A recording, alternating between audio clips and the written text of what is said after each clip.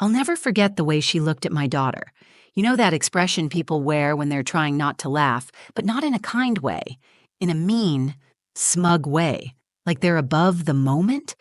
That was my sister, Brielle, holding my daughter's homemade card in her manicured hand, eyebrows raised like she couldn't believe what she was seeing. She tilted her head slightly, then said it, sharp, cold, and loud enough for Lila to hear. She's not even smart enough to spell my name right. And just like that, the whole room changed. My daughter, Lila, just stood there, 7 years old, wearing the little sparkly headband she picked out herself, fingers still sticky with glitter glue and birthday cupcake crumbs. She didn't say anything at first. She just looked at her aunt, blinking slowly, like she was trying to figure out why someone she loved would say something like that. I froze. Not because I didn't know what to say, but because I knew that anything I said would blow up into something bigger than the moment deserved. And I didn't want Lila caught in that. I wanted her to have one nice afternoon with her aunt. Just one. But then, without missing a beat, Lila held her chin up, looked Brielle right in the eyes, and said something that didn't just shift the moment. It shattered it. She said, "I spelled it like Dad spells it in his texts to you." Let me take you back to how we got there. My name is Olivia. I'm a single mom, 36, living just outside of Columbus, Ohio. I have one daughter, Lila, and I'd move the sun for her if I had to. She's this beautiful, whip-smart, artistic little soul, big brown eyes that notice everything. The kind of kid who makes birthday cards weeks in advance and hides them in places she thinks I won't find them, like the freezer. We were baking cookies that morning. Lila wanted to make Aunt Brielle's favorites, chocolate chip with sea salt. She insisted on folding the flour in herself, even though half of it ended up on the dog. The whole time, she kept talking about the card. She had been working on it for 3 days, picking out stickers, drawing a big blue sun in the corner, writing, "Happy Birthday, Auntie Brielle," in purple marker. She asked me how to spell it the first time. I told her. She frowned, then ran off. Said she wanted to do it her way. That's the kind of kid Lila is. She listens. She watches. But when she decides something, she wants to own it. Now, Brielle, my sister, she's complicated. We haven't always been close. She's the type who hosts wine tasting parties but doesn't like hugging people. She's always been a little hard to read. Fancy job in PR, never had kids, never really got kids either. But Lila adored her, called her the shiny lady. She thought Brielle was elegant, smart, special. So when Lila asked if we could go to her birthday gathering and give her the card in person, I said yes, even though my gut told me we'd probably walk into one of those polite, cold environments where kids are more tolerated than welcomed. We showed up, card in hand, cookies in the other. Lila was bouncing, practically glowing. She walked up, said, "Happy birthday," and handed Brielle the card like it was the greatest treasure she'd ever made. And Brielle barely looked at it. She glanced once, scoffed, and muttered the words I will never forget. She's not even smart enough to spell my name right. Right in front of her, and maybe for a second Brielle thought she was being funny, that it was harmless, that kids forget, that I wouldn't say anything. But she forgot one thing. Lila is my daughter. And what Lila said next didn't just catch Brielle off guard. It exposed something much deeper than a misspelled name. I spelled it like Dad spells it in his texts to you. I felt the air leave the room. Brielle went completely still, the kind of stillness where your face is working hard not to show emotion, but your hands are already betraying you. Her fingers folded the card in half, then unfolded it, twice, eyes darting, trying to figure out if what Lila said meant what it sounded like it meant. And I stood there, holding my breath, not because I didn't want to speak, but because I realized Lila already had. It started like any ordinary Sunday. Cold outside, but cozy in our little house. The kind of cozy you only get when you've been up since dawn, baking with your kid, still in pajamas, music playing in the background, and the smell of vanilla in the air. Leela and I had been planning this day all week. We woke up early because she wanted everything to be perfect for Aunt Brielle's birthday. Not just the cookies, which had to be chocolate chip with those flakes of salt on top like the bakery does, but the card, especially the card. To most people, it's just a folded piece of construction paper. But for Lila, it was so much more. It was her way of saying, I love you, I want to matter to you. I watched her sit at the kitchen table, tongue poking out the side of her mouth while she carefully glued each sticker, tracing over her letters twice just to make them bold. She asked me how to spell happy birthday, and I helped. Then she asked how to spell Brielle, and I paused. I knew how to spell my sister's name, obviously, but I hesitated, not because of the spelling, but because of what that name meant to me in that moment. Brielle and I weren't close growing up. She's 7 years older than me, always more polished, more distant. The kind of big sister who didn't really play with you but reminded you not to touch her makeup. As adults, we drifted further apart, mostly because we're just wired differently. She likes everything structured, image conscious. I've always leaned into the mess, the real, the raw. Parenting forces you to. When Nate, my ex, walked out 2 years ago, Brielle didn't exactly show up. No casseroles, no late-night phone calls, just a cold, sorry to hear that, you'll figure it out, you're strong. That was her idea of comfort. And while I appreciated the vote of confidence, I would have traded it in a heartbeat for someone just sitting next to me while I cried. To Lila, Brielle was a star. She wore heels that clicked on hardwood floors and smelled like expensive perfume. She drove a shiny white car that Lila called the spaceship. Brielle was magic to her. And so, when Lila asked if we could bring the card and cookies to her in person, I hesitated. Not because I didn't want to see my sister, but because I knew how easily she could disappoint a kid who still believed the best in people. Still, I said yes. Because that's what you do as a mom. You take calculated risks, hoping your child will walk away a little stronger, not more bruised. So, we packed the cookies in a tin. Lila insisted on using the one with snowflakes, even though it wasn't Christmas yet, and she tucked the card in her jacket right next to her heart. She didn't say much on the drive over, just stared out the window, humming to herself. I could see her little foot bouncing in anticipation. My stomach was doing the same, but for very different reasons. We pulled up to Brielle's townhouse.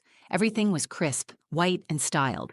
Even the front wreath looked like it had been arranged by a professional. Lila reached for the cookies, her other hand still clutching the card. Before we rang the bell, I knelt down beside her. Hey, I said softly, you excited? She nodded quickly. I worked really hard on it.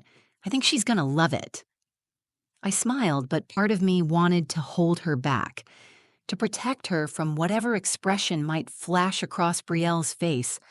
When she opened that card and realized the I in her name had a heart over it, or that Brielle had a missing E at the end. But I didn't. I let Lila ring the bell. Brielle opened the door with her usual flawless smile, wine glass in one hand, neutral lipstick, barely smudged. Well, look who it is, she said. Lila stepped forward, holding out the card like it was sacred. That moment, that tiny hand offering something made of glitter and pure love, is the moment I keep replaying in my mind. Because what happened after wasn't about a card. It was about the weight of love and the damage of being dismissed, and it all started with that simple Sunday morning, a batch of cookies, and a little girl who believed showing up with her whole heart was enough. The moment we stepped inside Brielle's townhouse, I knew we were in her world now. The walls were bone white, the furniture sleek and cold, and the smell of eucalyptus hung in the air like a warning sign. No mess, no noise, no emotion. Lila's glitter-smudged fingers looked out of place here. So did we. Brielle barely glanced at the tin of cookies before setting them on her kitchen island, like she was afraid they might stain the marble. She was wearing this cream-colored sweater that looked like it had never seen a washing machine. Lipstick perfect. Nails flawless. No hugs, just a thin smile and a, you didn't have to do all this. Lila didn't notice the coolness. Or maybe she did, but was too determined to make this a good birthday. She held the card close to her chest, waiting for the right moment to give it. I could see how proud she was, how hard she was trying to impress someone who hadn't earned her admiration. We stood around awkwardly for a few minutes while Brielle refilled her wine. No one else was there. She never really liked big gatherings. Too messy, she'd say. Then Lila stepped forward, eyes bright, and handed her the card. "Happy birthday, Aunt Brielle," she said, beaming. I could feel myself smiling, too. It was one of those moments where you just hope that the person receiving the gift understands what's really being offered, not just paper and glue, but love, effort, a child's entire heart in her two little hands. Brielle took the card delicately, like it might fall apart if she touched it too long. She opened it, paused, then scoffed, literally scoffed, and without looking at Lila, she said, "She's not even smart enough to spell my name right." Just like that. I don't know if I've ever felt a silence so loud. My ears were ringing. I looked at Lila, standing frozen in her little glitter-splashed sneakers. Her face didn't crumple. She didn't cry. She just stared at her aunt like she couldn't quite understand the words. I saw her lips part, like she was going to say something, but she didn't. Not yet. I felt heat rise in my chest. My hand clenched around the edge of the kitchen counter. Every cell in my body was screaming to speak, to stand between my child and that cold remark. But I didn't, and I hate that part. The pause. Because in that second, I was weighing everything. Would saying something make it worse for Lila? Would it turn this into a bigger fight? Would Brielle dismiss it again, or laugh it off and make me look like the emotional one? Again? I thought I had prepared for this visit. I thought I could manage Brielle's edges. But nothing prepares you for the moment someone wounds your child while smiling. Then, just as I opened my mouth, Lila's voice broke the silence. Calm, steady. She looked Brielle in the eye and said, "Spelled it like Dad spells it in his texts to you." The air went still. My heart stopped. I didn't even register what she meant. Not right away, but Brielle did. She blinked, visibly. Her fingers curled slightly around the card, now suddenly heavy in her hand. I watched her swallow. Once, twice. Like she couldn't quite get the taste of those words out of her mouth. I looked at Lila, who was still standing there. Not angry, not smug. Just honest. Her voice hadn't carried malice. It had carried truth. That soft, cutting truth only a child can deliver, because they have no idea what it's worth or what it costs. Then I felt it. This shift, like the floor beneath us had quietly tilted, and we were no longer standing in a polite birthday visit. We were standing in something real. And Brielle? She wasn't in control anymore, because what Lila had unknowingly revealed was bigger than a misspelled name. It was a crack in the foundation, a hint that there was something between Brielle and Nate, something private, something Lila had seen without us realizing she was watching. And suddenly, spelling didn't matter anymore. What mattered was that my daughter had pulled back the curtain, and we were all left staring at what was behind it. She had no idea what she'd just said. The silence after Lila spoke was heavier than any argument I'd ever had with my sister. I looked at Brielle. She was blinking in slow motion, like someone trying to process a sentence in a foreign language, one they understood but didn't want to admit they did. I spelled it like Dad spells it in his texts to you. 7 words. That's all it took. 7 words from a 7-year-old to rip open something I didn't even know existed. At first, I didn't get it.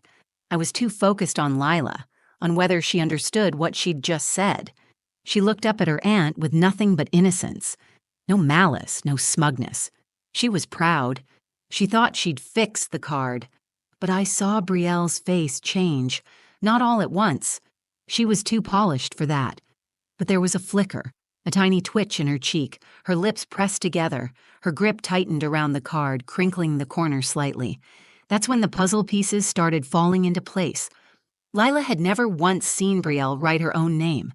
She must have spelled it based on something she'd seen. And the only connection she had was her dad, Nate, my ex-husband. I turned to look at my daughter, my brave, observant little girl who always watched more than I realized. I asked gently, "Sweetheart, when did you see Daddy text Aunt Brielle?" She shrugged. "Sometimes when I'm playing on his phone. He lets me use it for games. I saw a text that said, 'Hey Brielle,' and I remembered how he spelled it." I could barely breathe. That knot in my stomach, that slow suspicion I'd been pushing down for years, tightened into something solid.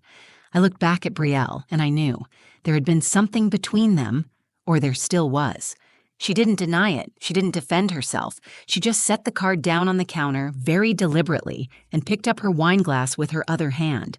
Her fingers shook slightly, barely noticeable. Unless you knew her. I knew her. And in that moment, I knew she was cornered. Not by me, not even by Lila, but by the truth. The truth from a child who had no idea she was holding dynamite. I felt rage bubble inside me, not just at Brielle, but at Nate too, at the thought that while I was trying to keep our family from falling apart, he had been texting my sister, and that she had been responding. And the worst part? They both thought Lila would never notice, that she'd never piece anything together, that they could act behind closed doors, and a child's memory was too soft, too fragile to hold on to details. But they underestimated her. They underestimated me. I looked at Brielle. "You're going to tell me right now what that meant," I said quietly but firmly. My voice didn't shake, but I was shaking all over. "Because if I find out from someone else, I will never speak to you again. I swear to God, Brielle." She didn't look at me. She stared at her wine. I waited. She finally whispered, "It wasn't what you think." "Coward." "I don't care what you think it was," I said. "It shouldn't have happened at all." Lila looked between us, sensing the tension, but not the cause. "Did I do something wrong?" she asked, voice suddenly small. My heart snapped back into place. I knelt down beside her, cupping her face gently. "No, baby. You did everything right." Because she had. She told the truth without even knowing it.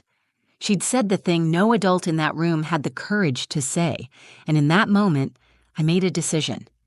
I was done protecting the feelings of people who couldn't be bothered to protect my daughter's heart.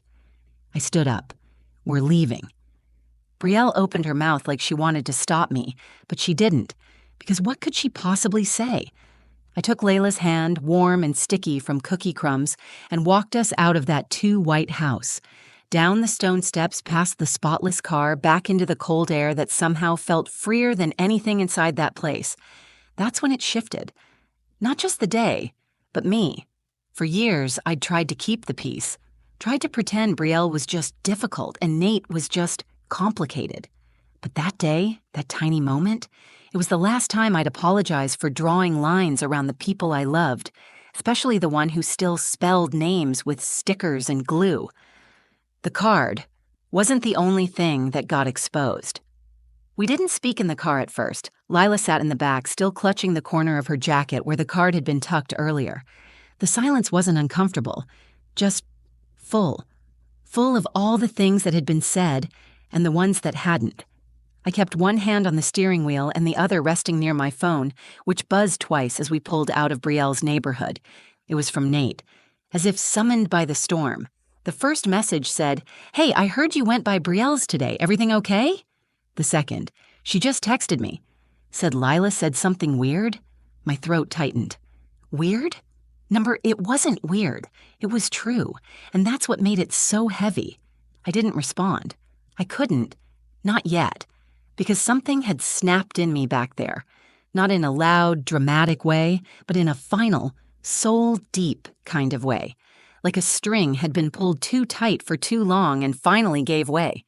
Brielle could have lied. She could have made something up, brushed it off, blamed Lila, claimed a misunderstanding, but she didn't. She said, "It's not what you think," which was just a confession wrapped in cowardice. It was what I thought. And worse. The timeline started to come together now. The way Brielle always took Nate's side when we were arguing. How she seemed to understand him in ways I never could. How he once joked that Brielle was the only sane person in your family when we fought. At the time, I thought it was just a dig at me. Now I knew it was something more. I glanced in the rearview mirror. Lila was gazing out the window, face calm, but I could see her thumb brushing the edge of her coat repeatedly. It was something she did when she was trying to self-soothe. "Hey, baby," I said gently. She looked up. "Yeah?" "Do you remember what Dad and Aunt Brielle talk about when they text?" She thought for a second. "Not really, just stuff. One time he sent her a bunch of emojis and said she was a lifesaver. Another time he said he missed how she made fun of people with him. I felt it, that sharp sting behind the eyes, like betrayal dressed in lowercase letters. I nodded slowly, not wanting her to see the pain in my face. She didn't understand the weight of what she was saying. She just remembered what stood out. That's what kids do. They catalog what we don't think they see. And somewhere between their selfish texts and secret exchanges, they forgot that children are always listening, always learning. We pulled into our driveway, and as I turned off the engine, I took a breath and made a choice. No more silence. No more making excuses for adults who thought love was transactional. That night, after Lila went to bed, I texted Nate. "You and my sister? I know. Lila saw enough to figure it out, and now I have too." No curse words, no accusations, just clarity. Then I sent one more text to Brielle. "I will never keep Lila from knowing who you are. She figured it out herself today, but I'm done pretending you're someone she should admire." I didn't expect a response. I didn't need one. This wasn't about revenge. It was about freedom. For years, I carried this belief that keeping family close, no matter what, was the right thing. That tolerating coldness, biting comments, and emotional distance was better than being too sensitive. But standing there in her perfect kitchen, watching her scoff at a child's love letter, I finally saw it clearly. Family isn't blood. It's protection. It's presence. It's who you fight for, not who you keep around out of obligation. Lila had unknowingly done what I couldn't do for years. She pulled back the curtain with one honest sentence. She didn't do it to hurt anyone. She did it the only way a child can, with truth, with no agenda, with love. And that moment, that simple line, I spelled it like Dad spells it in his texts to you. It exposed years of hidden betrayals, but it also reminded me why I fight, not for some broken idea of family, but for my daughter, for her clarity, her softness, her unshakable honesty. Because if a little girl can stand in the face of cruelty and still offer love, then a mother can damn well stand beside her and never let her question her worth again. She told the truth, and it freed me. The next morning, I watched Lila eat her cereal, humming quietly to herself, as if the day before had been nothing more than a skipped stone across a still lake. Kids are resilient, but what people don't always realize is resilience doesn't mean they weren't hurt. It just means they bounce back faster and they hide it in places we don't always know how to look. I poured my coffee, and for a moment, I just stood there watching her. The way her toes curled around the bottom rung of the kitchen stool, how she carefully moved her spoon around the edge of the bowl so the milk didn't splash. She was so small, and yet yesterday she'd said something that cracked open the truth like glass. She didn't even know she had, and that's what kept echoing in my mind. Lila had no idea the weight her words carried. She wasn't trying to hurt anyone. She was trying to be right, to show her aunt that she'd paid attention, that she'd done her best. That's what shattered me most. The love in her intent, the sting in Brielle's reaction, the betrayal sitting underneath it all like something rotting beneath clean floorboards. I sat down across from her and reached for her hand. "Hey, can I ask you something?"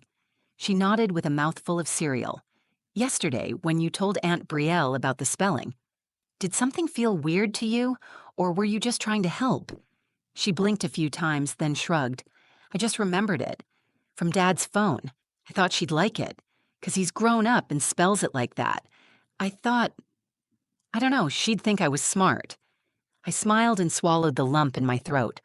"You are smart, baby. So smart and thoughtful and brave. I'm proud of what you said, even if it surprised people." She grinned and nodded, then reached for her juice like the conversation was over. And in a way it was, because Lila had moved on. She had no idea the storm she'd stirred, but I had. That night changed something in me. I didn't sleep much. I lay awake turning it over and over, years of second-guessing myself, brushing off gut feelings, trying to hold a family together that wasn't interested in holding me. I thought about the way Brielle used to make subtle digs at my parenting, always wrapped in friendly advice, the way she'd insist she was just being honest, while slicing open parts of me I'd worked hard to protect. I thought about Nate's long silences, his excuses, his sudden understanding of my sister's quirks. They weren't just whispers behind my back. They were emotional termites, slowly eating away at my confidence, my trust, my ability to stand up and say, enough. But Lila, She handed them truth in a glitter-covered card, and the truth broke everything open. In the days that followed, I didn't reach out to Brielle again. I didn't respond to Nate's second and third texts, or the one where he tried to shift blame. We were just talking, nothing happened, don't be dramatic. He didn't get it. He never would.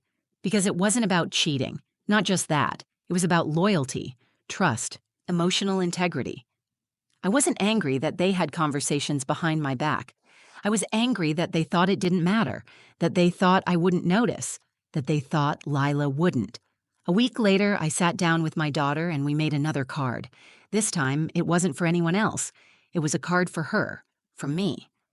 On the front, I wrote her name in big letters with stars around it. Inside, I wrote, "To my Lila. You spelled the truth. You spoke with love. You are everything right in this world, and you are never, ever too small to be heard." She read it quietly, then looked up and smiled, holding it against her chest like it was a treasure. That card's still on her nightstand. She doesn't know what she taught me that day. She just thinks she made a mistake and fixed it. But I know better. She reminded me that children see what we try to hide, that silence isn't protection, it's permission, and that speaking the truth, even when it's wrapped in innocence, can be the bravest thing of all. I used to wonder if raising her without a full family would leave a hole in her life. Now I know. I'm not raising her with less. I'm raising her with truth, and that will always be enough. Thanks for listening to our story. If you've ever had someone underestimate your child, or if you've had to find strength in the middle of betrayal, I hope this gave you something to hold on to. Kids notice everything, and sometimes they're the ones who teach us how to be brave. If this story resonated with you, please take a second to like the video. It really helps more people find it. Share it with someone who needs to be reminded that honesty, even when it's small and quiet, can change everything. And if you'd like to hear more true, personal stories like this one, subscribe to the channel and hit the bell so you don't miss the next one. Tell me in the comments, has a child ever surprised you with something they noticed or said? I read everyone, and I'd love to hear your story.